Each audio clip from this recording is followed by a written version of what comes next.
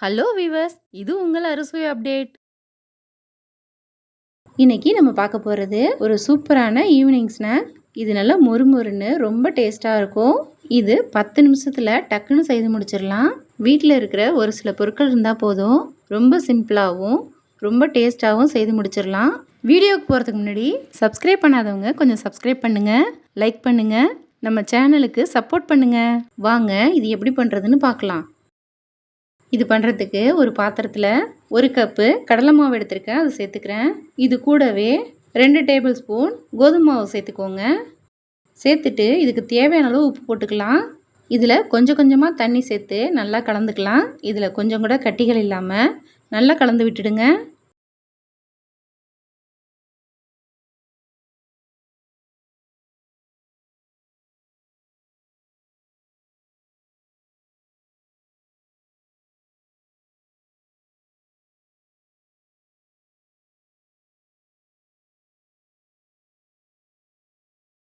ரொம்ப தண்ணியாக இருக்கக்கூடாது. மாவு கலந்தெடுத்தது இந்த அளவுக்கு இருக்கணும். இது கூட சேர்க்கறதுக்கு ஒரு முட்டை எடுத்திருந்தேன், அதை உடைச்சிட்டு சேர்த்துக்கிறேன். முட்டை சேர்த்து பண்ணும்போது நல்லா புசு புசுன்னு பஞ்சு போல் ரொம்ப டேஸ்ட்டாக இருக்கும். இது கூடவே 3/4 டீஸ்பூன் மிளகாய்த்தூள் சேர்க்குறேன். 1/2 டீஸ்பூன் கரம் மசாலா சேர்க்குறேன்.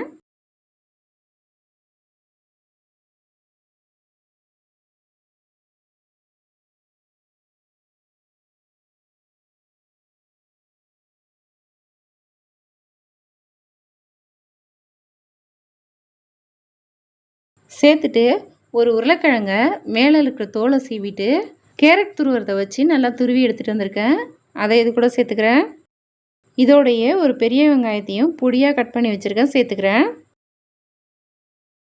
சேர்த்துட்டு இது கூட நறுக்குன கொத்தமல்லி, நறுக்குன கருவேப்பிலை சேர்த்துக்கிறேன். இதோடைய ஒரு பச்சை மிளகாவை பொடியாக கட் பண்ணிட்டு சேர்க்குறேன். சேர்த்துட்டு ஒரு சின்ன துண்டு இஞ்சை தோல் சீவிட்டு பொடியாக கட் பண்ணிட்டு சேர்த்துக்கோங்க. இது நல்லா வாசனையாக இருக்கும். இதெல்லாம் சேர்த்துட்டு ஆப்ப சோடா ஒரு பிஞ்சு சேர்த்துக்கோங்க. எல்லாமே சேர்த்துட்டு ஒரு முறை நல்லா கலந்துக்கலாம்.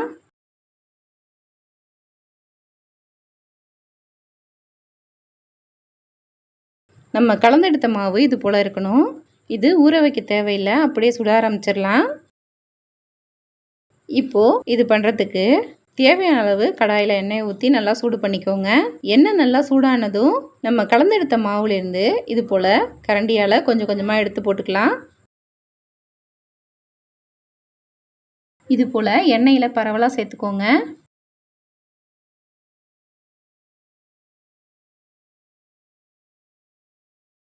இதுக்கு மேலே எண்ணெயை லைட்டாக தெளித்து விட்டுக்கோங்க. இது ஒரு பக்கம் வேகிற வரைக்கும் வெயிட் பண்ணலாம். இப்போது ஒரு பக்கம் நல்லா வெந்துருச்சு, எல்லாத்தையுமே திருப்பி விட்டுக்க போகிறேன்.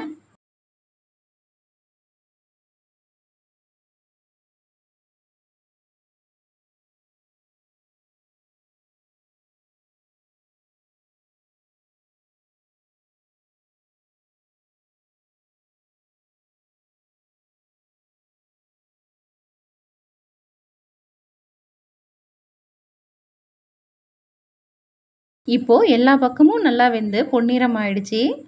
இதை எண்ணெயிலிருந்து நல்லா வடிகட்டிட்டு வெளியே எடுத்துடலாம்.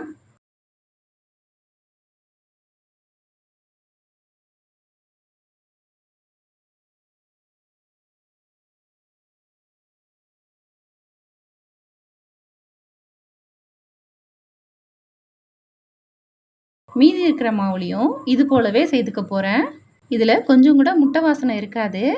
முட்டை பிடிக்காதவங்க முட்டையை ஸ்கிப் பண்ணிக்கோங்க.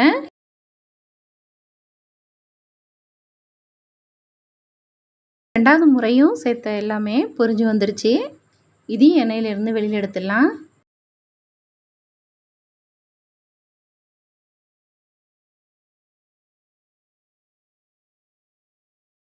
இப்போது நம்மளோட சூப்பரான ஈவினிங் ஸ்நாக்லாம் ரெடி ஆகிடுச்சு. பார்க்குறதுக்கே இவ்வளோ சூப்பராக இருக்குது பாருங்கள். நல்லா குண்டு குண்டாக அழகாக வந்திருக்கு. பார்க்கும்போதே சாப்பிடணும் போல் இருக்குல்ல. இது போல் செய்தீங்கன்னா வீட்டில் உள்ள எல்லோரும் விரும்பி சாப்பிடுவாங்க. செய்த உடனே தட்டு காலியாகிடும். இது ஈவினிங் டயத்தில் டீ கூட ரொம்ப நல்லாயிருக்கும். 1 கப்பு கடலை மாவில் ஒரு தட்டு நிறையா ஸ்நாக் கிடச்சிருக்கு. நீங்களும் இது போல் ஒரு முறை ட்ரை பண்ணி பாருங்கள். இந்த வீடியோ பிடிச்சிருந்தா லைக் பண்ணுங்கள், ஷேர் பண்ணுங்கள். நம்ம சேனலுக்கு புதுசாக இருந்தால் சப்ஸ்கிரைப் பண்ணுங்கள். தேங்க்யூ.